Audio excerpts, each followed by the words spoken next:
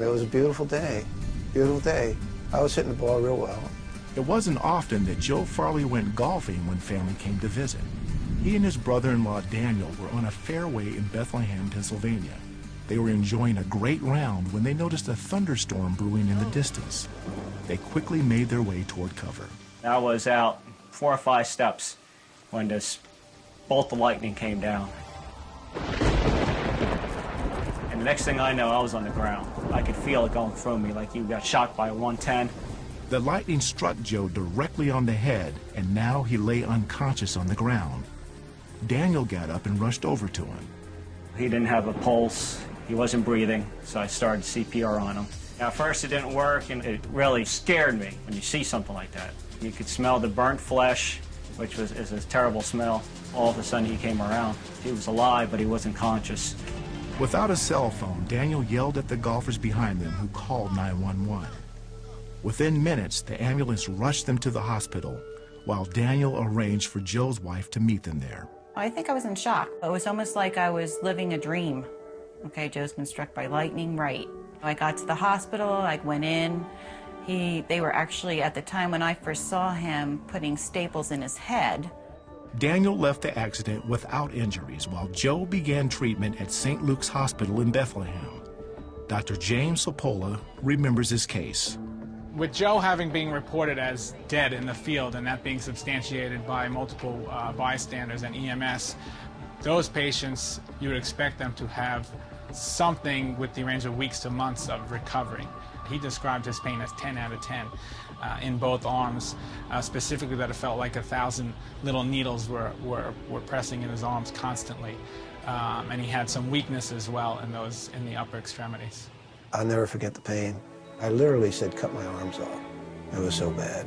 They tried taking the morphine out of my arm, and my body went almost like in convulsions. It went crazy.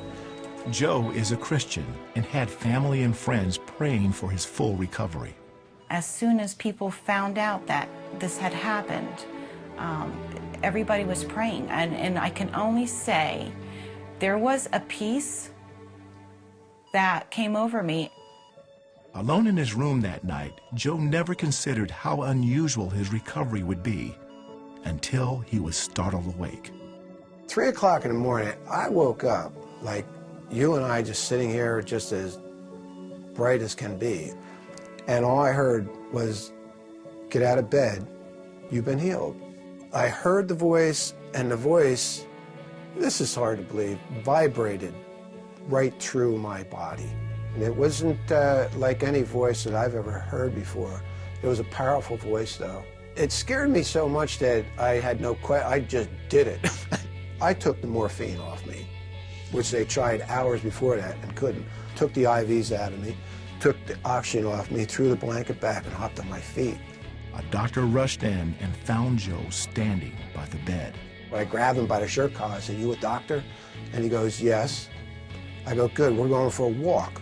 I said, if I fall, you pick me up. He's like, oh, okay. And I walked around the trauma center.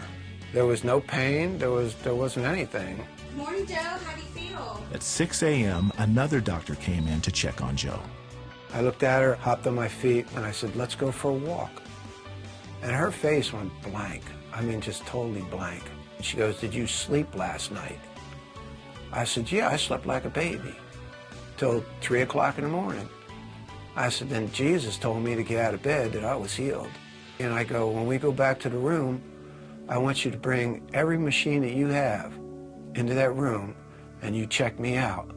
I said, because I think I can go home. Doctors performed a series of comprehensive tests.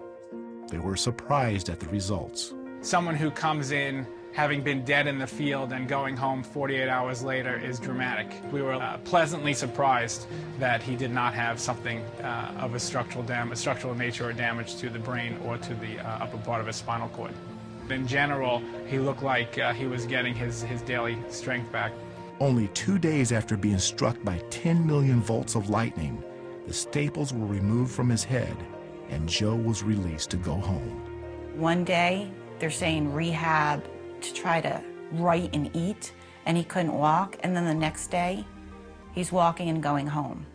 A couple days later, I got the mirror out so I could see the back of my head and noticed that there's no scars or no tissue. There was nothing there. Exactly 1 month after the accident, Joe returned to work. He still has the hat he was wearing when he was struck. It was always my favorite hat anyway, but now it's got a hole in it. You know? I'm a skeptical person. I got to see things, I got to touch things. And what happened to me, it was Jesus. It was Jesus. I got hit by lightning that should have blown me apart. I should be fertilizer out on the golf course right now. I really believe it was just the prayers of everyone. Everybody goes, oh, it was a miracle. No, it's way, way above that. It's only because of God's grace that I'm sitting here. That's the only reason.